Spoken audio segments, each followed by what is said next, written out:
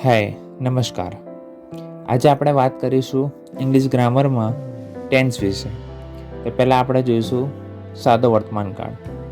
સાદો વર્તમાનકાળ એને ઇંગ્લિશમાં કહેવાય સિમ્પલ પ્રેઝન્ટ ટેન્સ. સાદા વર્તમાનકાળમાં ડુ અને ડૂઝનો ઉપયોગ કરવામાં આવે છે. આઈ, વી, યુ, દે સાથે ડુ, હી, શી, ઇટ સાથે ડઝ.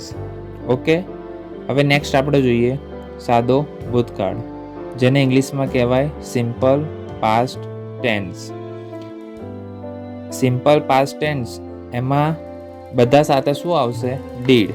તો આઈ, વી, યુ, હી, શી, ઇટ અને દે સાથે ડીડ આવશે. હવે આગળ વાત કરીએ સાદો ભવિષ્યકાળ. સાદો ભવિષ્યકાળ એટલે સિમ્પલ ફ્યુચર ટેન્સ. તો સિમ્પલ ફ્યુચર ટેન્સમાં શેલ અને વિલનો ઉપયોગ કરવામાં આવે છે. આઈ અને વી સાથે શેલનો ઉપયોગ થશે. You, they, he, she, it સાથે વિલનો ઉપયોગ થશે. Thank you.